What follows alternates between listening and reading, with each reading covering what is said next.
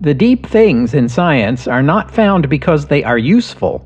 They are found because it was possible to find them. J. Robert Oppenheimer. Welcome to the history of the 20th century.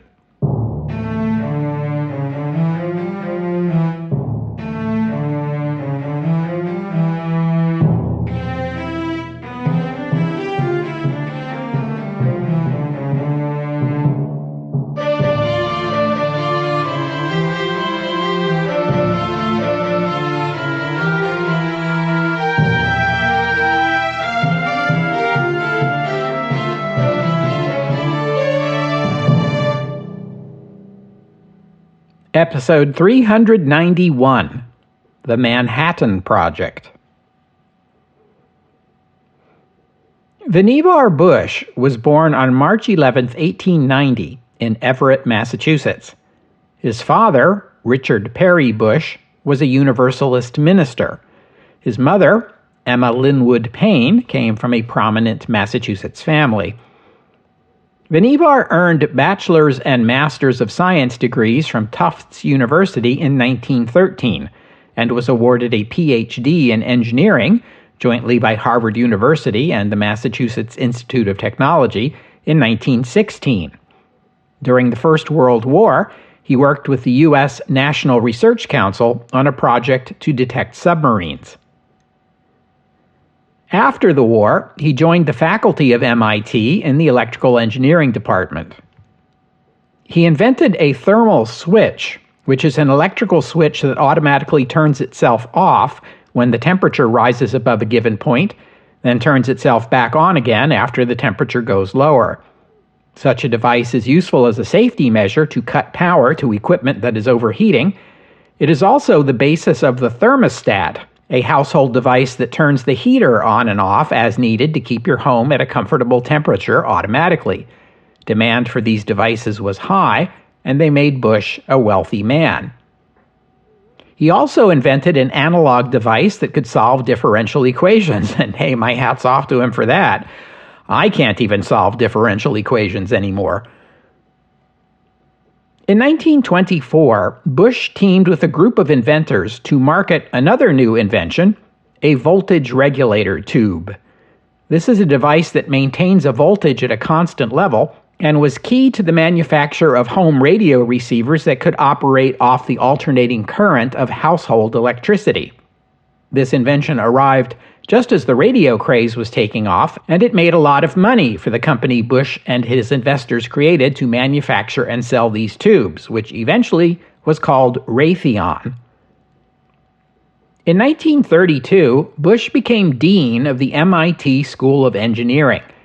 In 1938, he was appointed president of the Carnegie Institution, which controlled an endowment dedicated to funding scientific research. One of his first steps in that position was to defund and eventually shut down a eugenics research project the institution had been funding. Good for him. But Bush was far more interested in hard science and had little use for the humanities or social science. He also defunded the institute's archaeology program, which was a major blow to archaeology in the United States. Just weeks after his appointment, Bush was tapped for a job with the National Advisory Committee on Aeronautics, a U.S. government office that oversaw aeronautical research in the United States. After Germany invaded Poland in 1939, Bush became concerned about the state of scientific research for national defense. His experience with the National Research Council during the last war left him with the feeling that the U.S. government was not properly prepared to direct research with military applications in time of war. In 1940, he prepared a draft proposal for the creation of a National Defense Research Committee. Once the Germans invaded France, he sought a meeting with President Roosevelt to discuss his proposal.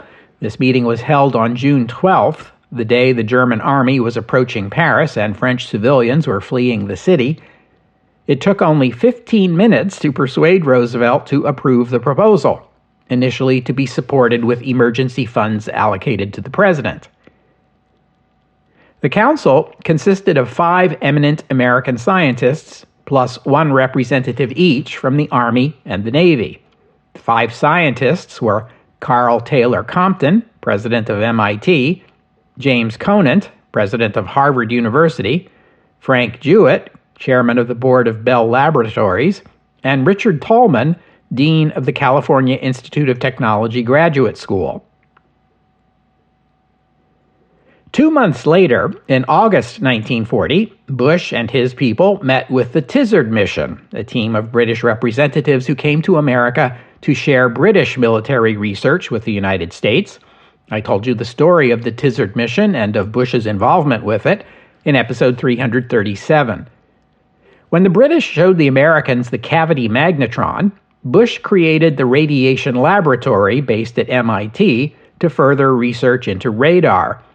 Within a year, the Radiation Laboratory was testing radar systems that could be carried aboard aircraft and radar fire control systems which could be used to aim anti-aircraft guns. On the other hand, when American mathematician Norbert Wiener approached Bush about the possibility of building a digital computer, Bush turned the project down on the grounds that it would not be possible to perfect such a device before the end of the war. He was right about that, but only because his rejection of the project delayed its start by 3 years. In June 1941, the National Defense Research Committee was superseded by a new congressionally created Office of Scientific Research and Development, still directed by Vannevar Bush.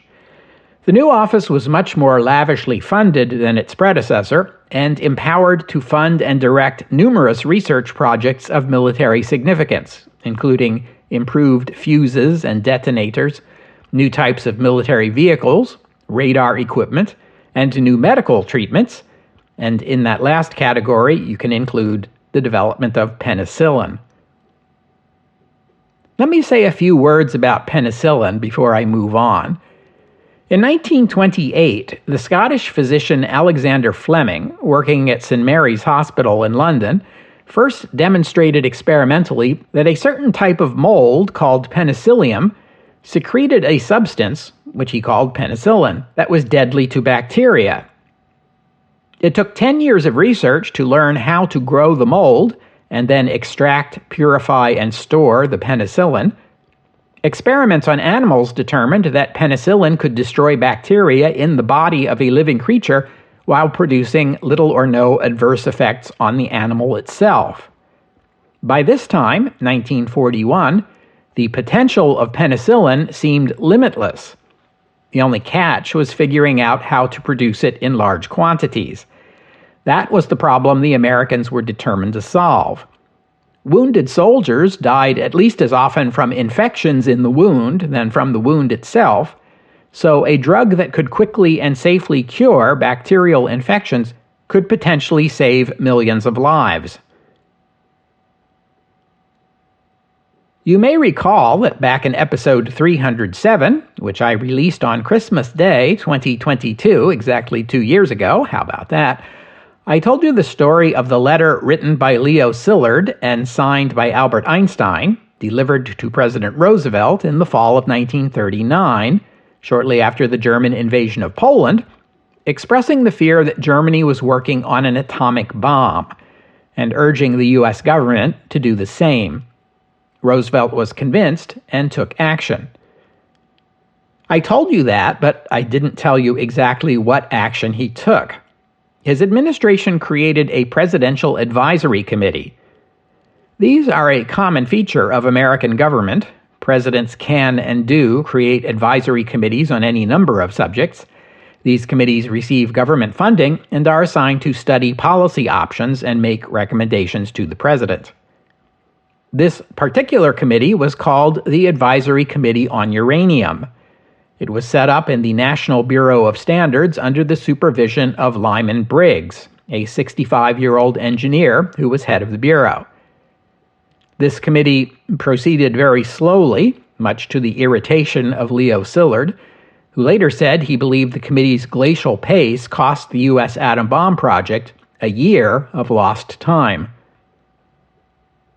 One of the research projects the committee funded was led by expatriate Italian physicist and Nobel laureate Enrico Fermi at Columbia University. In his days as a researcher in Italy, Fermi had discovered that some materials were able to slow down the free neutrons given off by some radioactive materials. This was a critical insight. It was the discovery that fissioning uranium atoms give off neutrons that opened up the possibility that uranium could be used to create a chain reaction of the sort first envisioned by Leo Szilard in 1933, and therefore an atomic bomb. If a fissioning uranium atom gave off, say, 2 neutrons, and each neutron triggered fission in 2 more uranium atoms, and then those 2 atoms gave off enough neutrons to split 4 uranium atoms, well, you get the picture. From an infinitesimal beginning would come a cascade of splitting atoms, releasing enormous amounts of energy. An atomic bomb. In 1939, Fermi was one of the few prominent atomic physicists who questioned whether an atomic bomb was possible. The research he was doing at Columbia involved further study of these materials that slow neutrons down. In our time, we call them neutron moderators. Slowing neutrons down is useful because that makes it more likely that the neutron would be captured by a uranium atom, which is a necessary step in maintaining a chain reaction. Ideally, a neutron moderator would not absorb neutrons, it would merely slow them down and make it easier for an atomic nucleus to capture one of them. Fermi wasn't thinking about bombs. He was thinking about the other great promise of atomic physics, the atomic power plant.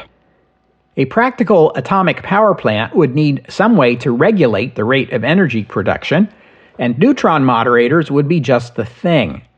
By inserting or removing a neutron moderator, you could control the rate at which your uranium is fissioning. It would be like driving a car.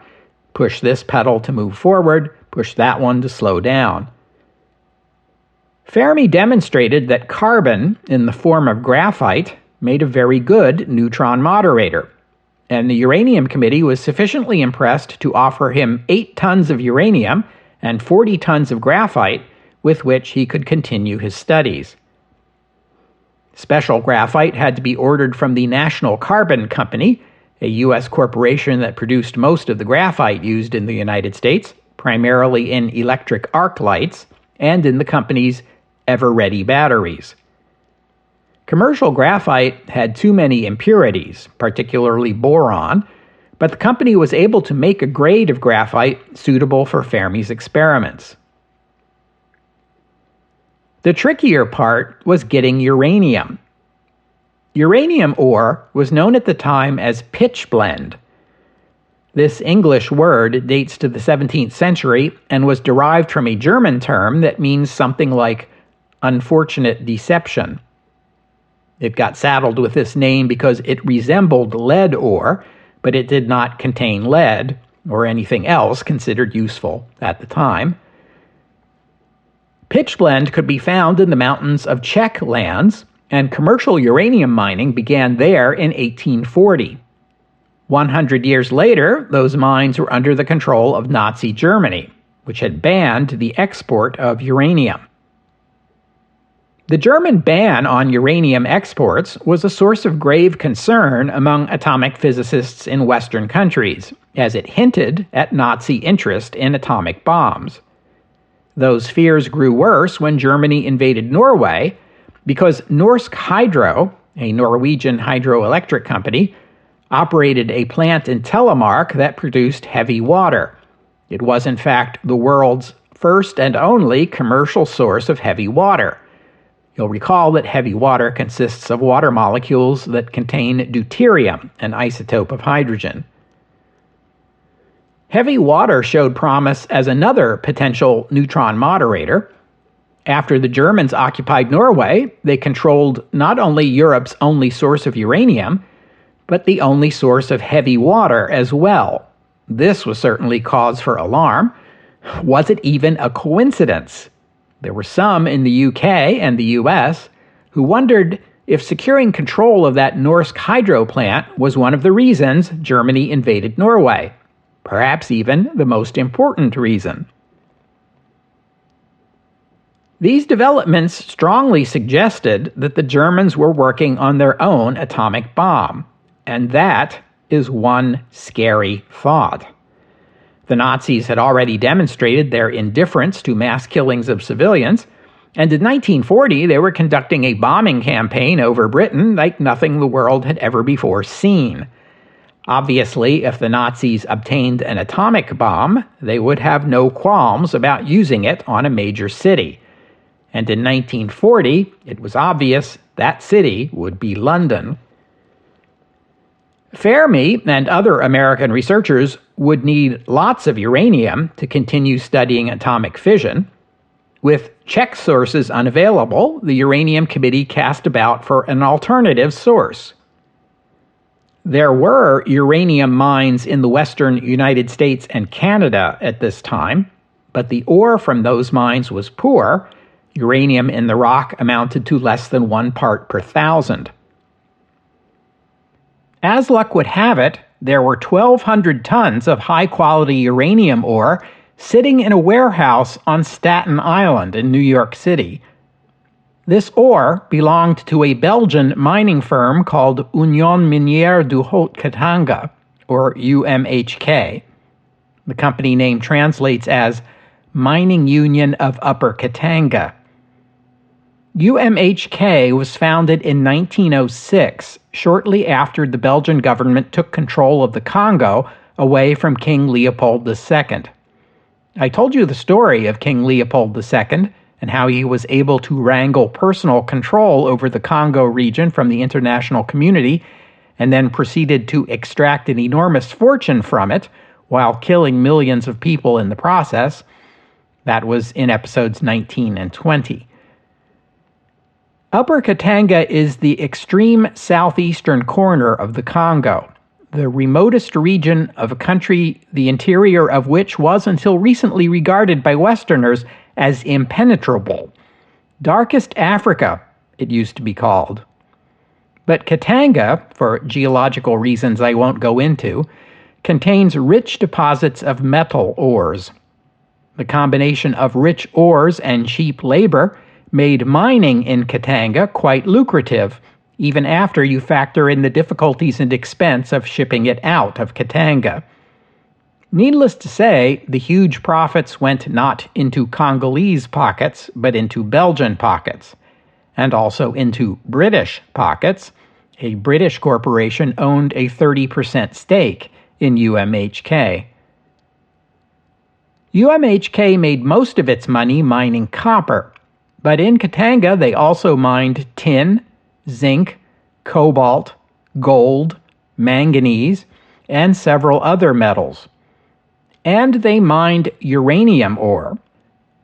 They weren't so much interested in uranium as in the small quantities of radium found in the ore, as radium atoms are a byproduct of the radioactive decay of uranium atoms. Radium was in commercial use in those days in patent medicines and other quack remedies, including radium toothpaste. You may recall that the dying Sun Yat-sen was treated with radium as a last-ditch effort to beat the liver cancer that killed him in 1925. But the principal use of radium was to make glow-in-the-dark paint. It was the radioactive decay of the radium mixed in that made the phosphorescent paint glow. This paint was primarily used on the faces of wristwatches and clocks, and the women who painted the dials suffered gruesome illnesses. I talked about that in episode 246. Anyway, UMHK was the source of over 80% of the world's production of radium, and that's what this ore in Staten Island was meant for. UMHK also had an additional 3,000 tons of uranium ore on site at the mine in Katanga. The U.S. government bought up every bit of it that could be found, with the assistance of the UK government, which had some sway over the company, as it was part British-owned. At Columbia University, Fermi and his team took bricks made of uranium and bricks made of graphite and stacked them to form the first crude nuclear reactor, or atomic pile, which was what Fermi called it, as it was a literal pile of bricks. Their experiments demonstrated that you could generate energy with large quantities of uranium and control the rate of generation by using graphite as a moderator. You can use a reactor like this to generate power. You see, when uranium atoms decay, that releases energy, some of which manifests in the form of heat. Put enough uranium together and you can generate heat that can be used, say, to produce electricity, in the same way that heat from burning coal or oil can be used to generate electricity. But producing heat is peacetime stuff. The question at hand is whether it is possible to initiate an atomic chain reaction that will produce an explosion, and if so, whether it is possible to use this process to build a practical atomic bomb. Uranium can't do this, or at least the most common isotope of uranium can't do this. That would be uranium-238, as they say. The 238 represents the mass of the uranium nucleus measured approximately in number of protons plus neutrons it contains. Almost all naturally occurring uranium on Earth is uranium-238, 99.3% to be exact. Virtually all of what's left, 0.7%, is uranium-235, which, as the designation suggests, is 3 neutrons short of an atom of uranium-238. Uranium-238 is the most stable isotope of uranium, with a half-life measured in the billions of years. An atom of uranium-238 decays by emitting an alpha particle, which turns the atom into thorium-234, which is also radioactive and which will break down further. Uranium-235 also decays by emitting an alpha particle and turning into thorium-231. But what physicists Otto Hahn, Fritz Strassmann, Lise Meitner, and Otto Frisch discovered between them is that when the nucleus of an atom of uranium-235 is struck by a neutron, that will break the nucleus apart into 2 new nuclei of krypton-92 and barium-141.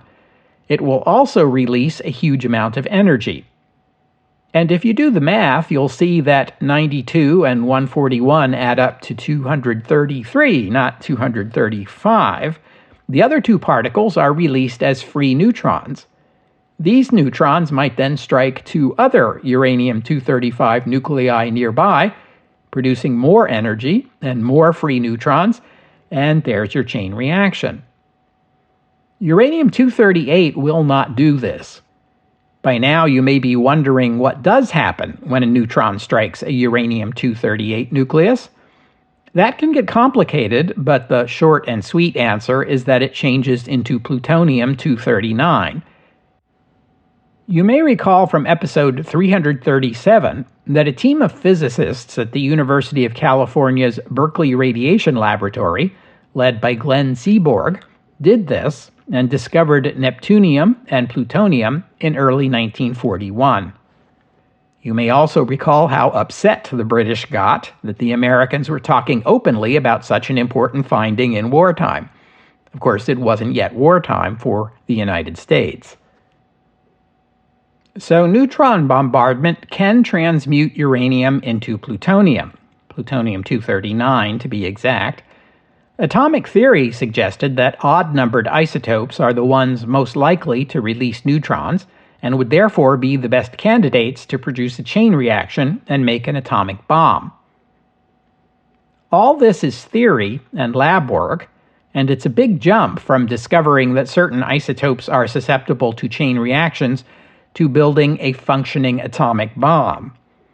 Getting from the one place to the other would require the biggest engineering feat in history.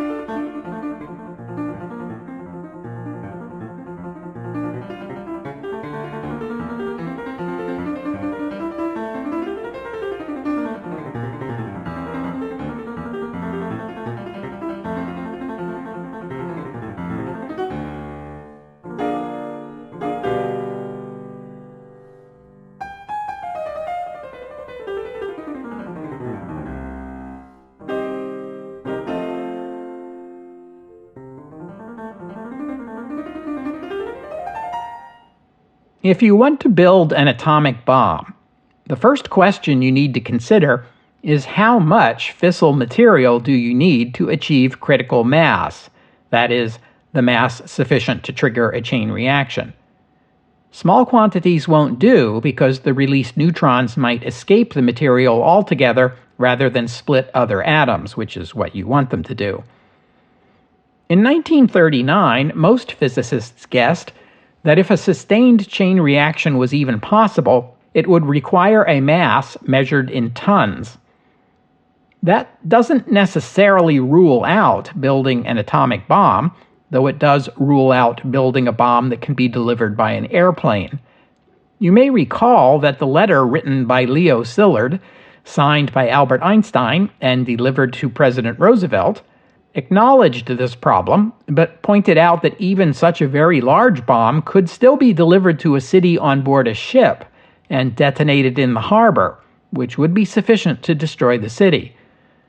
Or in other words, size doesn't matter. But researchers Rudolf Peierls and Otto Frisch, working in Birmingham, England, produced a memorandum in March 1940 that laid out the calculations and showed that the critical mass for an atomic bomb was measured not in tons, but in kilograms. Around 10 kilograms, they reckoned, which is about 22 pounds. This is certainly small enough to be carried by an airplane. In Britain, this discovery led to the formation of the Maud Committee to further investigate the production of atom bombs. A few months later, the Tizard mission came to the United States to share British research in a number of war-related fields, including this one. The British learned that the Americans were working on their own atom bomb project, but that it was not as advanced as the British one.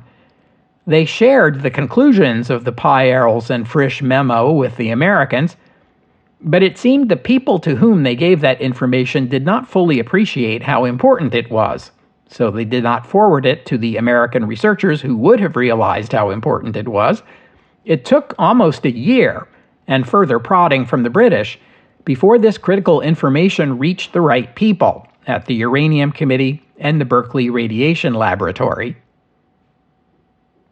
Bush requested an assessment of what was known so far about atom bombs, the probability that such a weapon could be built, and a timeline for how long it would take and what would be required.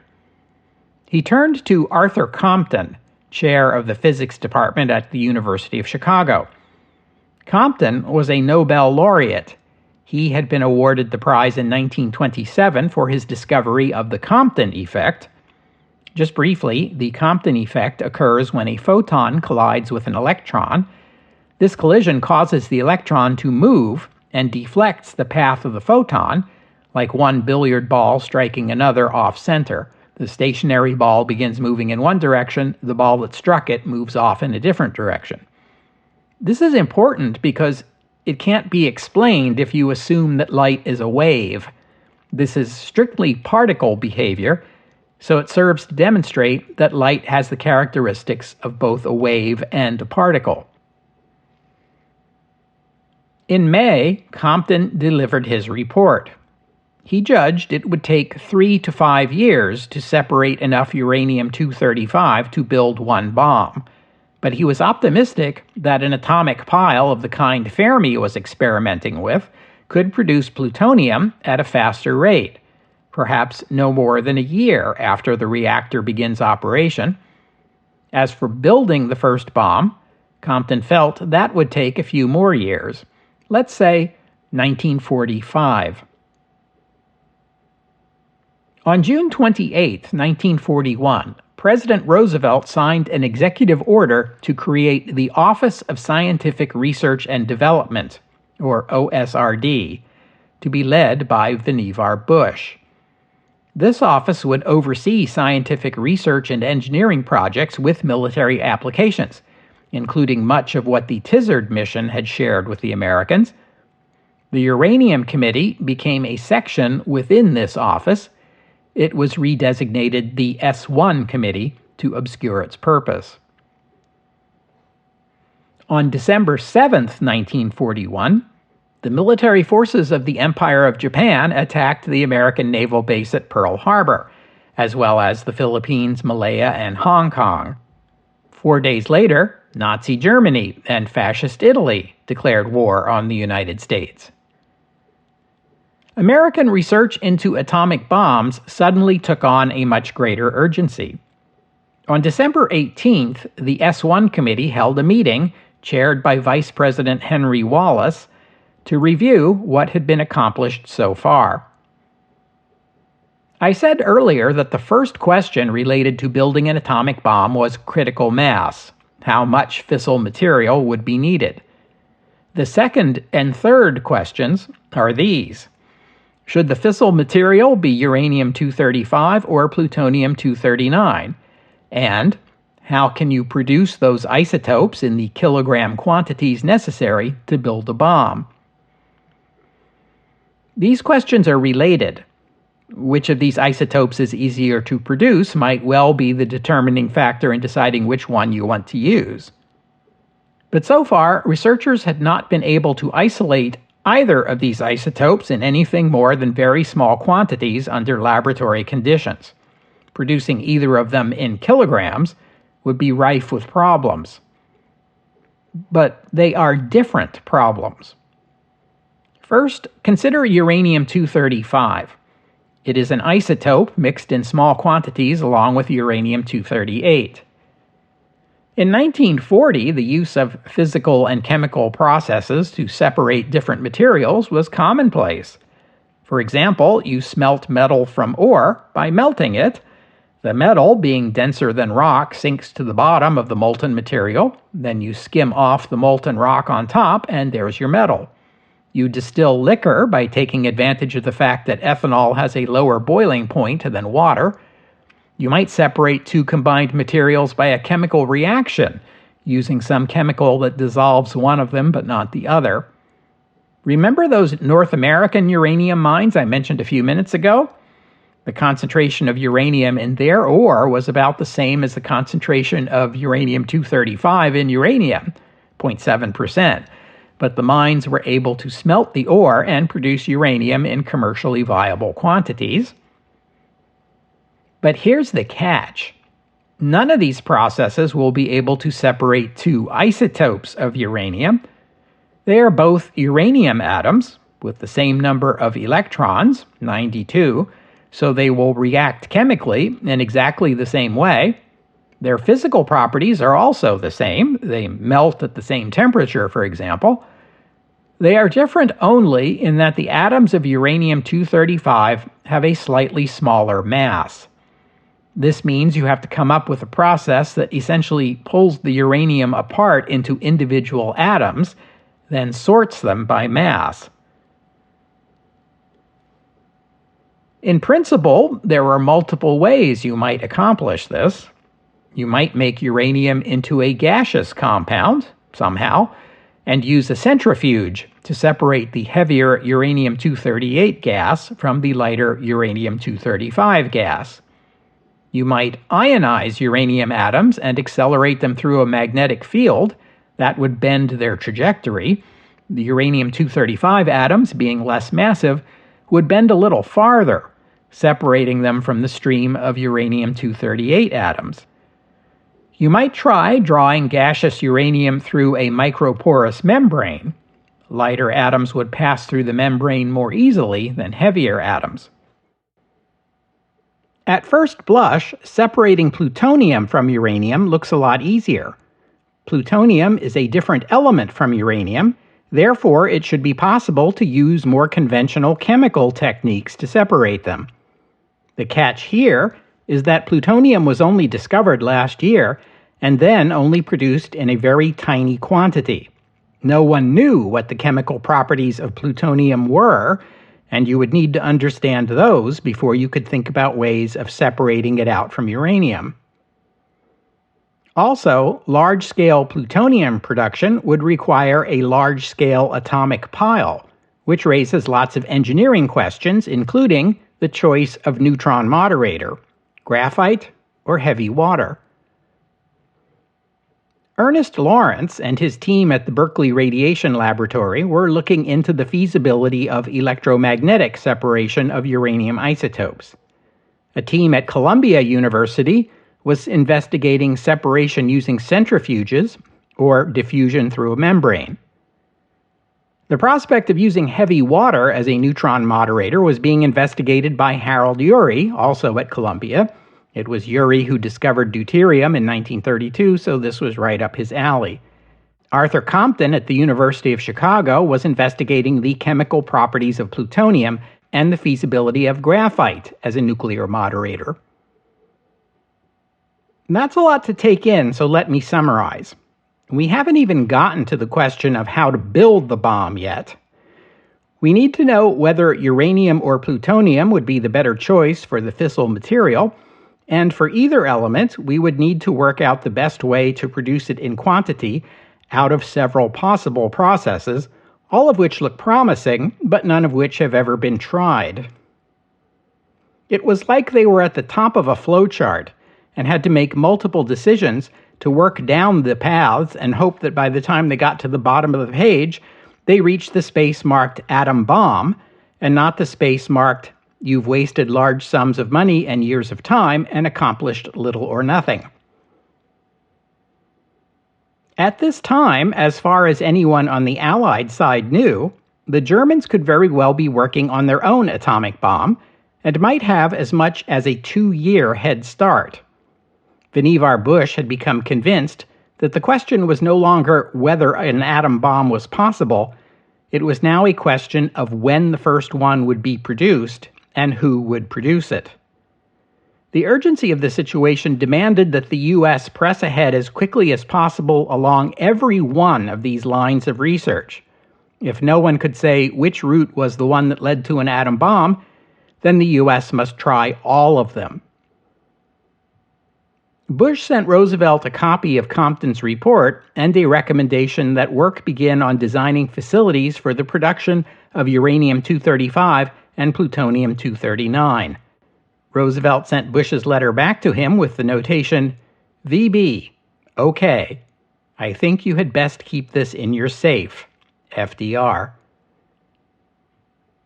Plans were laid for a research and production timetable, and designs were considered for the production plants. In May, the S1 committee approved construction of 3 plants which would attempt to separate uranium isotopes by 3 different methods, plus a plant for producing heavy water, and a facility that would house the pile that would produce the plutonium. They allocated $80 million to begin this work. Organizing multiple construction projects was beyond the abilities of a committee of physicists. Until now, it had been the U.S. Navy that had taken the lead in funding atomic research, but only the U.S. Army had the necessary expertise in large construction projects. So Bush recommended the U.S. Army Corps of Engineers take on this responsibility. U.S. Army Chief of Staff George Marshall appointed General Wilhelm Steyr of the Corps of Engineers to serve as liaison with the S1 committee. Steyr was a West Point graduate and a veteran of the last war. He had also served in Pershing's campaign in Mexico in pursuit of Pancho Villa. From Pancho Villa to atom bombs in one career. These were interesting times. The Stone & Webster Company, an engineering firm, got the contract to build the first plant at Oak Ridge, Tennessee. This plant would house the atomic pile used to produce plutonium.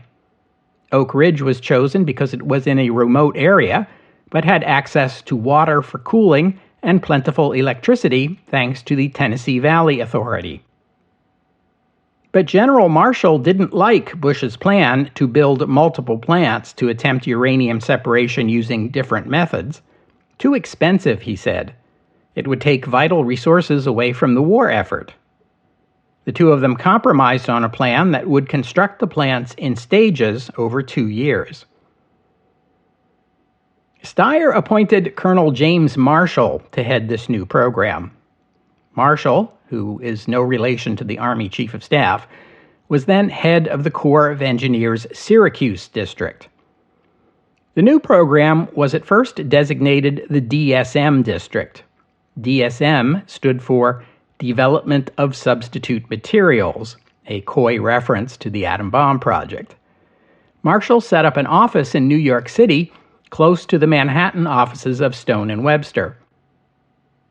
One of Steyer's staff officers, a Colonel Leslie Groves, took exception to the name of the new district on the basis that it sounded a little mysterious and was likely to draw attention and questions, which was the last thing this project needed.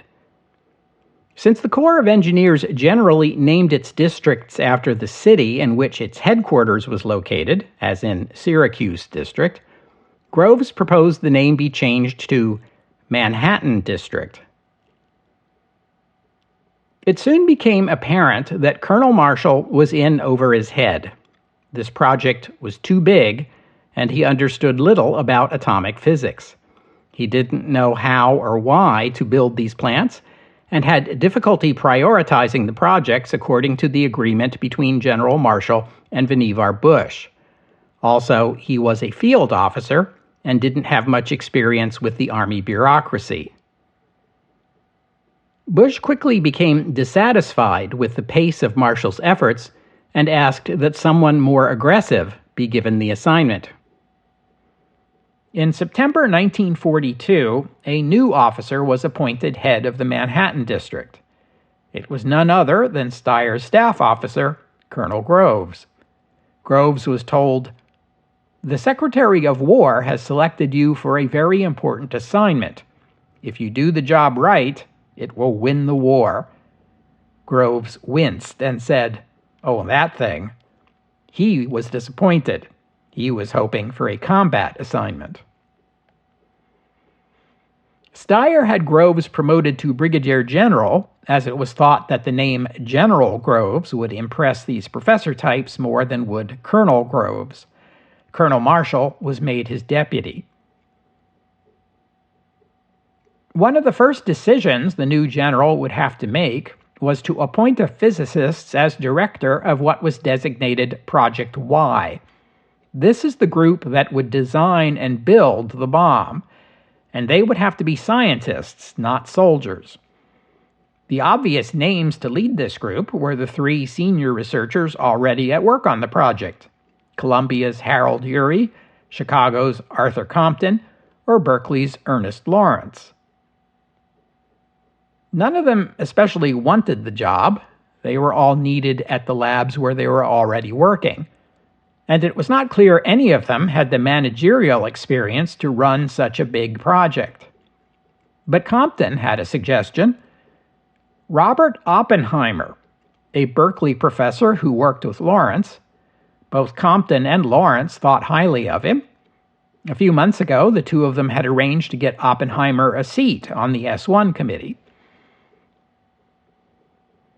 In October 1942, Groves and Oppenheimer rode together on the New York Central's flagship train, the 20th Century Limited, an elite express train service that ran from Chicago to New York.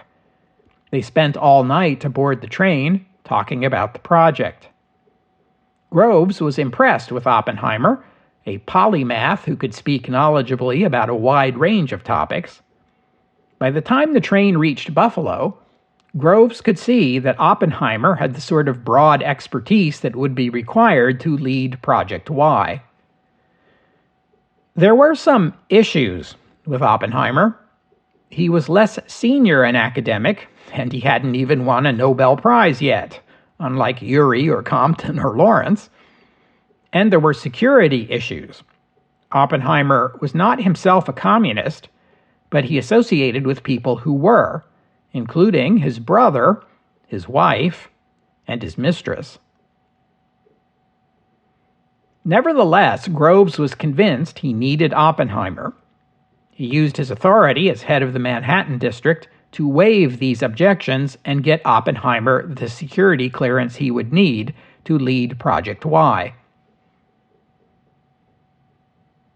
Project Y was originally planned to be based at the University of Chicago, or at the Oak Ridge site.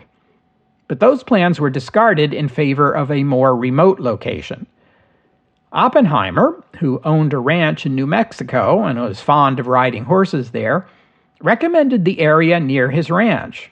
It was remote but accessible, and far enough away from the American coasts or major cities, which would enhance security. The site selected was the top of a mesa, where was located a private ranch school for boys called the Los Alamos School. The federal government already owned much of the land in the area. The school itself and some nearby private residences were purchased by the U.S. government in November 1942, and here the Project Y laboratory was established in April 1943. Oppenheimer told Groves he figured he would need 50 researchers and 50 technicians to operate the lab. Groves figured that if Oppenheimer said 100 people, he should plan for 300 people. In fact, by December 1943, the population of the site had exceeded 3,000. There is, of course, more to this story, but we'll have to stop here for today. I thank you for listening. This episode is my Christmas gift to you, my listeners, and I hope you enjoyed it. I'll be back with a regular episode next Sunday. Oh, and one more thing. J. Robert Oppenheimer has just entered this story. And of course, I will have more to say about him when we return to the Manhattan Project. That was never its official name, by the way. But I could hardly mention him without acknowledging the 2023 biographical film Oppenheimer, directed by Christopher Nolan, and starring Irish actor Cillian Murphy in the title role. The film was released through Universal Pictures. But what can I say about it? You've probably already heard all about it. It's a great film and reasonably accurate historically, allowing for a bit of artistic license. It was one of the highest-grossing films of that year, and it was nominated for 13 Academy Awards. It won 7, including Best Picture, Best Director for Nolan, Best Actor for Cillian Murphy, and Best Supporting Actor for Robert Downey Jr. For all 3 of them, it was their first Academy Award. And as of the date I release this episode, it stands as the highest-grossing biographical film of all time, and the highest-grossing film about the Second World War.